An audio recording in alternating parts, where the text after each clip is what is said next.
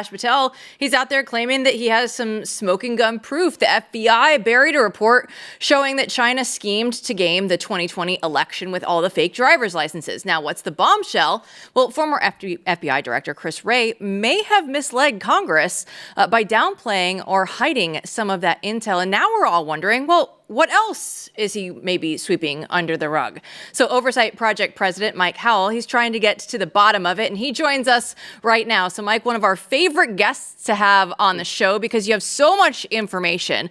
But our Joe Hanneman actually wrote a story about this on theblaze.com. He was listing your allegations there of Wray in the piece there. So can you start by just taking us through some of those allegations right now against Christopher Wray? Yeah, well, first off, they're beyond my allegations. The current FBI director and deputy director have said out loud into the whole world on X that the previous leadership, to mean Christopher Wray, covered up these materials and misled Congress for political reasons. So what we're doing is coming in and providing kind of the evidentiary backing of what statutes that implicates and how it was, allegedly illegal. And it's pretty obvious to me. There was a mountain of evidence that was circulating around the FBI as to this election interference plot by China and the production of a ton of fake IDs that were scannable for the purposes of interfering with the election through mail-in ballots. And it was, pinging on all levels over at the FBI. So it's unfathomable that Christopher Wray did not know about it. And in his very, careful answers to Congress under oath, refused to acknowledge it and instead did the exact opposite. And I believe that's criminal in nature. And so that's why we referred him over to the FBI and DOJ. And the same goes for this Catholic memo, the infamous memo, which Wray said was just a isolated one-off. Well, new information release says that absolutely wasn't the case. It was sent to well over 1,000 people in the FBI, and there were various iterations of it. And so this looks like a coordinated scheme to withhold information from the American people through Congress, which can be criminal. Now, he said in his testimony that there was no evidence of widespread attempts to change the election by China or any of the foreign powers. Were these attempts widespread? We talked about them a little bit when it first was revealed that all these different IDs were coming in, but were they widespread? And who were the intended recipients of these fake American IDs? Chinese immigrants and nationals who couldn't vote in the elections. College students? Right. For the express purpose, according to the intelligence report, of supporting candidate Joe Biden. And so if 20,000 fake IDs doesn't count as widespread, I'd love to know what does. Clearly, in the context of all the controversy leading up and after the 2020 election, this was highly relevant. And it's the same kind of modus operandi that the FBI had in failing to clarify the Hunter Biden laptop being authentic, which they knew was authentic. And we know why they didn't tell the country. And it's the same reason they didn't tell the country about the Chinese fake IDs. It's because they didn't want to release anything that was directionally helpful to President Trump and his supporters. And this is the pattern of the FBI over years. And it is beyond just politics. This is criminal in that you got to be honest when you're asked, Congress asks for information, and you're giving answers under oath and obstructing some of the several investigations that flowed from Congress. This information should have been out. I'd love to hear what the excuse for it not getting out is. And I believe there's a lot more to come as to why they did not release it. And I take the director, Patel, at his word that the leadership covered it up. And so we're coming in as the Oversight Project saying, well, that's really interesting, but it's also really criminal. And so we want to move from beyond just the oversight and transparency stage, which is great, but to the actual accountability stage. And I think the rest of the country wants to see that too. That whole Hunter Biden thing, it read like an I think you should leave skit. That's not my laptop. And you're finding naked pictures of you smoking crack. It starts to look pretty guilty. Like maybe it is your laptop unless someone else has those. But the interesting thing that stands out to me on this is so there's 20,000 that were found or so. Fake IDs being sent to Chinese college students and other people who are here, which makes you wonder, if I'm in a foreign country and I'm getting fake papers sent to me by my government, the instruction, there's not instructions in there, take this and go vote remotely to try and change the trajectory of this election. It's got to be something else. It's understood by the recipients that they're going to be getting fraudulent documents that are meant to do something fraudulent.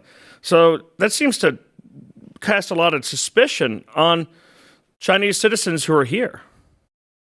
Yeah, no, it absolutely does. I mean, if you're leaving China, you can't leave without the permission to CCP. And so definitionally, the vast majority of, non-citizen Chinese in the United States, and even some citizens, are under the thumb of the CCP still. And that's why it's so problematic. We have such a large student population of, people who are under the thumb of the CCP. They're beholden to China and the CCP. It is that obvious. And the same plays out with Mexico. I mean, Mexico and a lot of Mexicans in the United States, whether citizens or not, still have their primary allegiance to Mexico. That's why you saw the president of Mexico freaking out so much about mass deportations and the rest. It is part of their political environment, which extends beyond their border, and their citizens who maintain their primary allegiance will act upon those wishes and desires, and it manifests in American politics all the time. And it's frankly the Democrat Party's base. It is a lot of foreign nationals, people with extra American allegiances. All right, let's get to the auto pen. That's what we always do with you here on the show. And there were big updates yesterday. We actually got testimony. Neera Tanden admitted that she was using the auto pen. She told Congress that she was authorized to do it, except there was a problem that nobody knows who actually signed off on all of this. And we should note that Donald Trump he waived executive privilege to make sure that she could testify freely. So let's just start with what stood out from her testimony yesterday.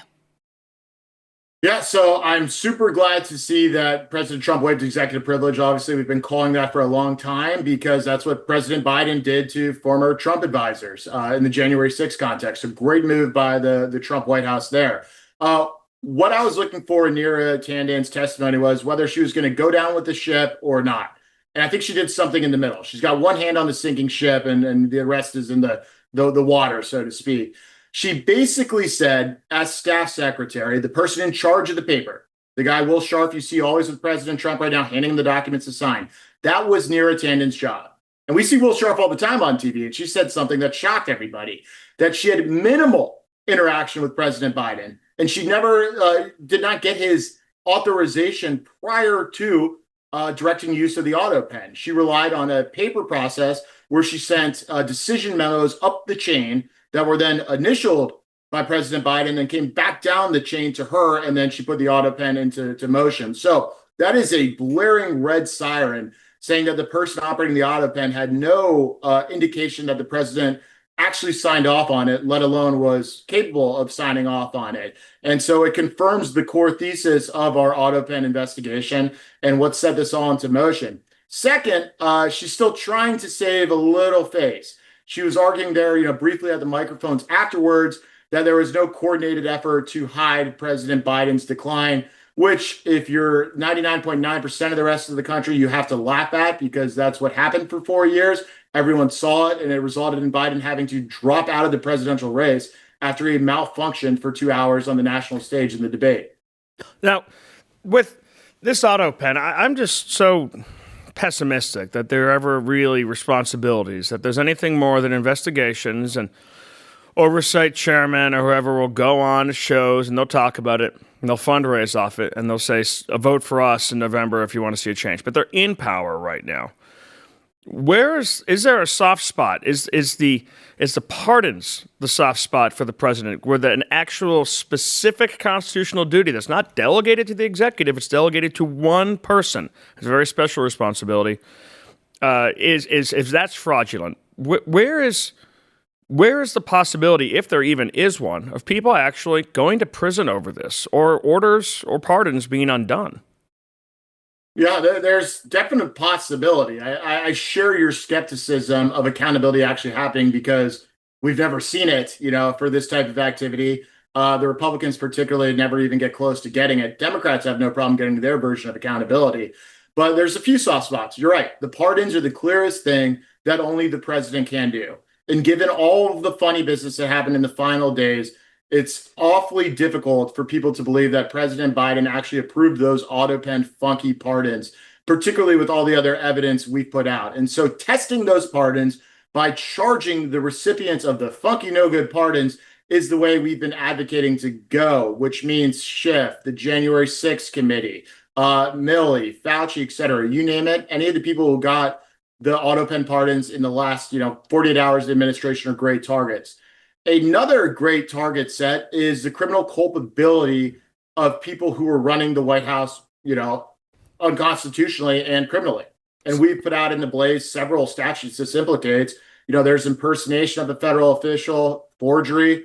I think bribery has to enter the mix when you have trillions of dollars leaving the White House through those inflation-busting bills that Podesta and everyone else were just doling out of the White House, who the recipients. Think of the EPA gold bars off the Titanic.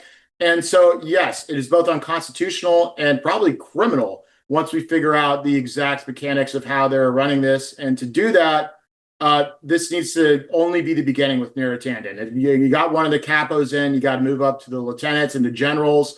And lucky for us, we know who those people are. It's pretty obvious that the names that have been put out there. Anthony Benral, the First Lady's work husband, is now playing games about coming in. But let's not forget, Jake Tapper, Alex Thompson. They wrote the book. They say they have 200 sources, and they know something we don't know. So Congress has got to get them in and ask them and just build out this record so people can be prosecuted. So is that how it looks? It comes down maybe to a judge.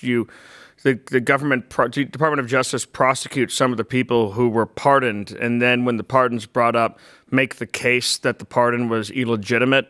Is that how consequences would look? Yep, that's exactly right. We'll call that testing the pardon in court, because obviously Schiff's going to go there and say, I got a perfectly good pardon for all of my criminal deeds. And then the government will say, no, you don't. And here's why. And then a judge will decide. But that's one avenue. There's still others about all the money that left and the lasting legal impact of other decisions and the criminal culpability of people who covered up the fact that the president wasn't running the White House. All right, Mike Howell, greatest hits. We have to cover illegal immigration. This is the other wheelhouse that we talk to you all the time about. And you posted something on X saying that the House Appropriations Committee is trying to kneecap Trump's mass deportation. So what's happening? Tell everybody right now. So the House Appropriations Committee had quite a hearing and where they moved out their version of the appropriations bill that'll control immigration policy in the U.S. and they gave away the farm. It's the Approps Committee is full of some of the most liberal left-leaning Republicans there are, and they did things to hamstring the ability to deport anybody that's not a criminal. They basically laid out Obama and Biden policies of immigration resources have to be applied to only a very small subset. So in other words, no mass deportations. And that's what they basically put into the appropriations law. They also did other things that basically just seems like they were watching CNN and trying to calm CNN down. They're saying, we won't go for ICE operations in sensitive locations like courts, which is just ridiculous because these illegal aliens, that's where we know they'll be sometimes. And so that's a job of ICE to get the illegal alien. And so they're just reacting to the furthest left criticism and trying to legislatively cut the knees of a mandate item, which is already, facing a lot of headwinds with some of the, frankly, shifting priorities of the administration itself. And so this is where rubber will meet the road when legislative text and appropriations language gets on the books. And if this language is on the books, it's time to go home on mass deportations. It just will not happen. The deportations are probably President Trump's most popular agenda item. It's something that the American people support. A minority of Americans and not even all Democrats are support this. Why? Why is House Appropriations doing this? And do you have any insight on which specific congressmen to be looking at who are behind this? Yeah, so the Hill is hearing from the agriculture lobby, the hotel lobby, and other employers of illegal aliens on max volume. And, when max volume gets applied, it gets applied to leadership and the appropriators. And that's why there's such, the Appropriations Committee particularly is full of such weak Republicans. And so that's what they're hearing. They're hearing if mass deportations happens, you're going to, cripple these industries. We won't donate to you. We won't support you. And that's the life of an appropriations member right now. So they're folding. There's no other way to describe it. And it's up to the full House to basically say, no, this is our policy. We're not going to fold on it. And, to a certain extent, the administration's hearing the same thing. That's what we saw over the last couple of weeks when there was reversal upon reversal of, the prioritization argument as to whether farm workers would be off the books or not. And for a minute there, it looked like we had a sanctuary farm policy coming out of the Trump administration. Then it was reversed, and the carousel keeps going around. And so the administration and Congress needs to settle this question, and I think it's pretty easy. It's that everyone that's here illegally is on the table for deportation, and we're going to fund it and execute it with that in mind. And the goal is millions, because that's what the promise was to beat Eisenhower, who did 1.1 million with a much smaller illegal population. So they need to get into multiple millions very, very fast. Nowhere near that now, and they'll never get there with these priority categories. The only priority we need is mass deportation. Numbers, commas, millions. When the Congress says to prioritize something, that seems like you could have an easy workaround. So yeah, okay, we'll prioritize that. We'll go with some known gang members are, but you can have a broader search as long as the money's in the bank. Or does this really tie the hands of the administration? Yeah, no, it absolutely will tie the hands. There'll be, reprogrammings and such from the Appropriations Committee, endless pressure to use those funds in accordance, and potentially like litigation. And I think if this were to get on the books, there's not a lot of way. There's always weasel room for it, but the bulk damage of it will settle in pretty quickly. Well, mass deportations, deport them all. There's no asterisks there needed. It's all very clear. And yet, in Washington, D.C., they have to mess up what is a good thing. Mike Howell, great stuff as always. Thanks so much.